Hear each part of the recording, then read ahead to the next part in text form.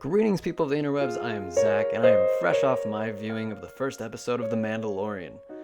This is going to be a bit different from my regular reviews because I usually stick to movies, but hey, I love Star Wars, so what the hell.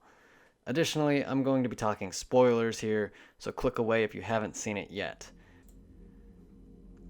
Let me start with the Mandalorian himself. What precious little we learn about him is compelling in this episode. It appears that his family was killed in a separatist attack during the Clone Wars, and that he was on his own for a while. He's a no-nonsense kind of guy who knows his way around a fight. I mean, duh, he's a Mandalorian.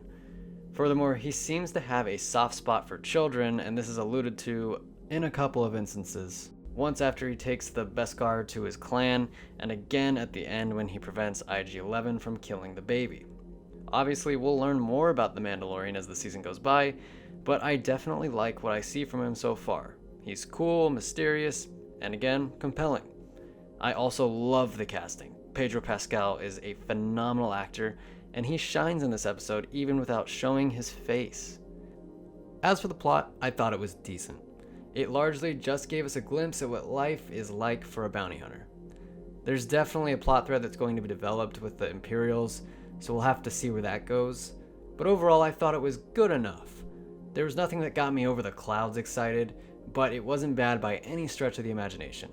It was solid, and more importantly, it felt like Star Wars. One of the reasons it felt like Star Wars was because of the inclusion of creatures and alien species we're familiar with. This has been an issue I've had with pretty much all of Disney-era Star Wars films. In this episode alone, we see Jawas, Trandoshans, Kubas, Quarren, Ugnaughts, Weequay, and more. It's great to see. Additionally, they're usually depicted using practical prosthetics rather than CGI, which was refreshing in an age where CGI is the norm. Transitioning to CGI, I thought it was passable. Obviously, the budget isn't going to be anywhere near the budget of a feature Star Wars film. I'm not unreasonable. But the ships didn't look very good.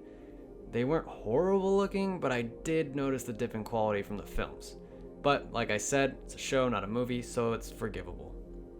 I want to wrap this up, so I'll add some quick points and then I'm going to get out of here. I'm glad that we're getting to explore the immediate post-Return of the Jedi era. I'm interested to see if we end up getting a good look at the galactic landscape now that the Empire has been toppled. I thought the music was good. It felt like Star Wars, and the main theme is simple yet effective. I really enjoyed the sequence with IG-11. He was all business, yet pretty funny, and man was he lethal. The way he could fluidly spin around and shoot in any direction was tight. Shame he had to die though. I totally thought that Carl Weathers was going to be involved with the New Republic or something. I didn't expect him to be someone who handed out bounties to bounty hunters, so that was something I didn't see coming at all. And lastly, perhaps we'll learn more about Yoda's species after the reveal that the target was a baby, whatever Yoda's species is called. For the unaware, Yoda's species is notorious in regards to the little information available about it. We knew that Yoda lived for almost 1,000 years, we knew that he spoke with peculiar sentence structure, and that's about it. At least now we know that a baby can be 50 years old and still be, well, a baby. I mean, I guess that makes sense. Anyway, I hope we'll learn more in the coming episodes. So that's it for my review of The Mandalorian Episode 1. I'd give this debut episode a 7.7 out of 10. I thought it laid the groundwork of the show pretty well, but I would have liked to have seen it set up some kind of central narrative more effectively. I'm sure they're getting there, but there wasn't much to be found in that regard in this episode. I'll definitely be coming back to watch episode 2, so let me know if you'd like a review for that one as well, if anyone watches this. Leave a like, subscribe, it's your choice. I'm Zach, thank you so much for watching.